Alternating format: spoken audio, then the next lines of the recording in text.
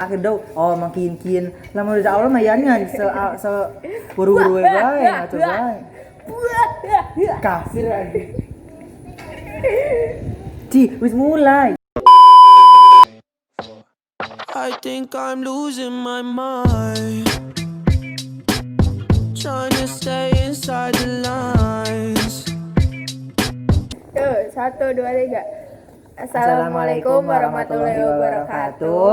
Perkenalkan, nama saya Ganendra Brahmana Putri. Dan nama saya Muhammad Alfi Setiawan. Hari ini kami akan mereview buku yang berjudul Little Hope of the Prom Night. Jadi buku ini tuh bercerita tentang seorang remaja yang bernama Vika Ardina.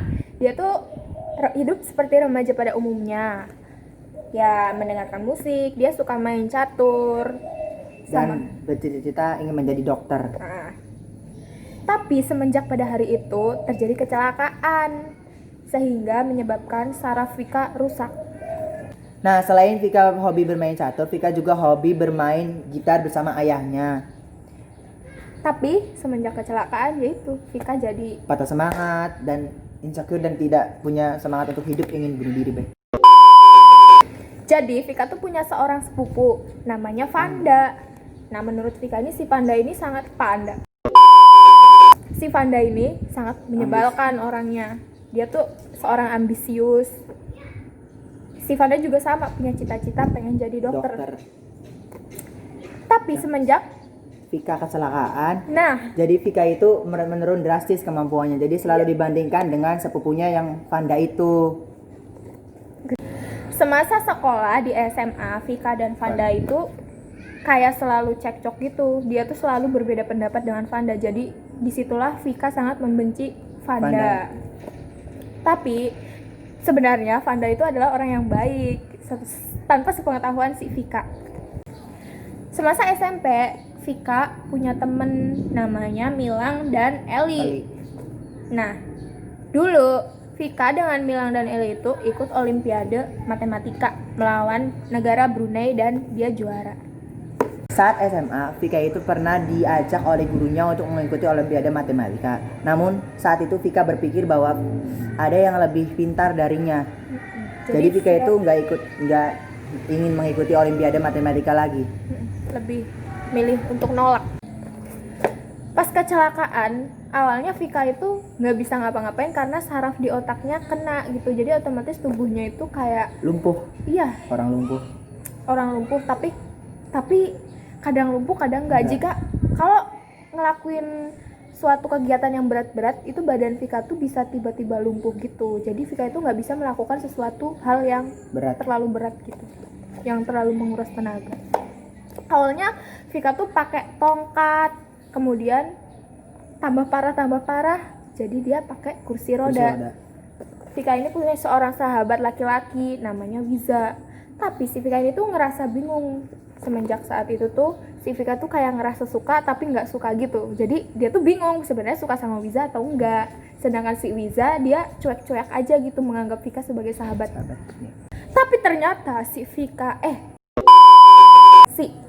Wiza ini ternyata suka juga sama si Vika. Bagaimana kelanjutan ceritanya? Mari kita dengarkan di video sebelah. Jeng.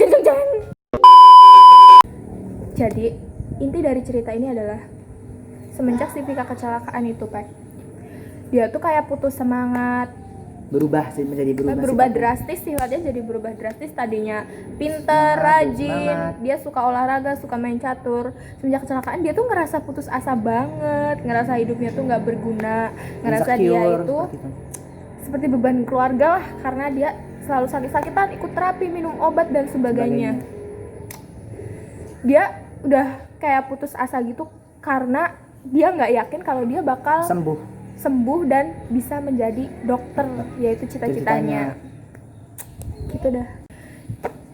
Vika punya seorang pacar namanya Dava.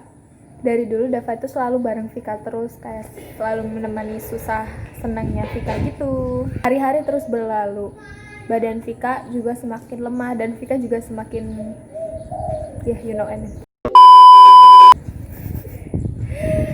Jadi, waktu hari kelulusan, sekolah Vika mengadakan sebuah pesta prom night.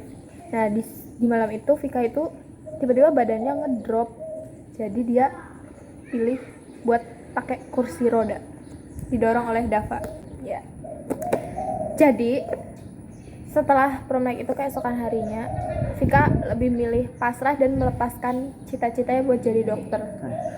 Vika lebih milih mempercayai temannya yang pergi ke luar negeri, ke luar kota, ke luar negara lain untuk Bersekolah, melanjutkan pendidikan yang lebih tinggi. Tahun-tahun terus berlalu. Sungguh merepotkan semua yang terjadi belakangan ini, kata Vika. Sangat sulit untuk menjadi seorang Vika ini ya. Jadi dia itu ngelihat teman-temannya pada pergi ke universitas yang diinginkan temennya. Ya seperti UI, ITB, universitas yang membanggakan dan ternama misalnya di luar negeri atau kota. Bahkan Dava aja masuk ITB, tapi Vika harus pergi ke Singapura untuk berobat bersama ibunya.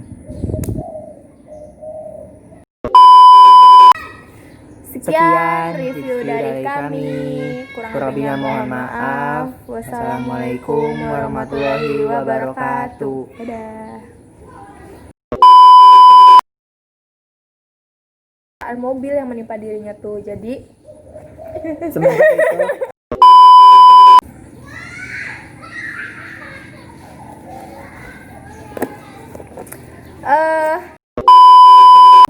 ya cerita sama Vika aku bohongnya sama Bu.